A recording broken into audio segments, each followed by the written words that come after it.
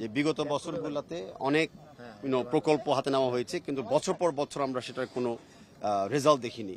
কিন্তু বিগত interim government আসার পর থেকে এবং অনেক রাজনৈতিক দলদের সহযোগিতা কর্পোরেশনে স্পোর্টসকে দেখবেন কিন্তু রাজনীতিকে উন্মুক্ত করে দেওয়া হয়েছে। অ্যান্ড ফলাফল কী হয়েছে, আমরা ঢাকা স্টেডিয়াম উইদিন 6 মাস আমরা পেয়েছি, ইন্টারন্যাশনাল ম্যাচও শুরু হয়ে গেছে।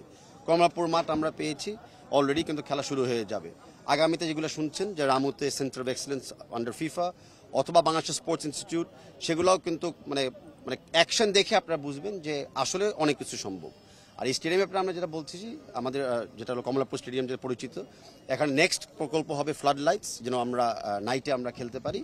আর যেগুলো হলো ইজি কাজ, গ্যালারিগুলো মেরামত করা, ড্রেসিং রুমগুলোকে আপগ্রেড করা, সেগুলো অলরেডি আমাদের প্ল্যানে আছে। মাঠের অপেক্ষায় ছিলাম, মাঠটা যখন পেয়ে গেছি বাকি কাজ এই ডিসেম্বরের ভিতরে শেষ করে ফেলবো। তাবিদ ভাই, যদি প্রশ্নটা যেহেতু করলাম মাননীয় উপদেষ্টাকে, আমি একটু সম্পূরক করি। আপনার কি রকম এক্সপেকটেশন, কবে নাগাদ সেন্টার অফ এক্সিলেন্সের কাজ শুরু করতে পারবেন? এই কোলাবোরেশনটা আসলে সরকারের সঙ্গে, মন্ত্রণালয়ের সঙ্গে এবং কি আপনার সংশ্লিষ্ট বিভাগগুলোর সঙ্গে কিভাবে করছেন? বসুন্ধরা ডায়াপেন্ট এখন আরো উন্নত। এই hot air through top sheet দ্রুত শোষণ করে সোনামণিকে দেয় কোমল অনুভূতি।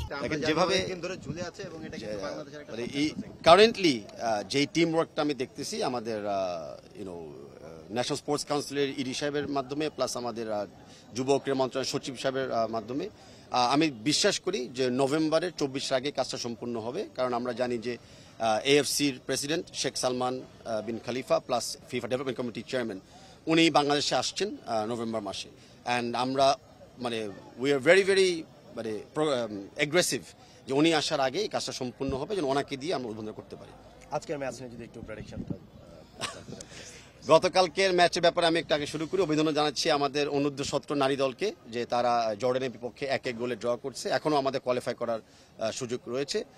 আজকের ম্যাচটা হংকং হতে যাচ্ছে। আমি অত্যন্ত আশাবাদী যে আমাদের টিম অত্যন্ত ভালো খেলেছিল প্রথম লেগে। এখন অ্যাওয়ে ম্যাচে অ্যাজ লং এজ আমরা সিলি মিস্টেকগুলো না করি আমরা জিতবো।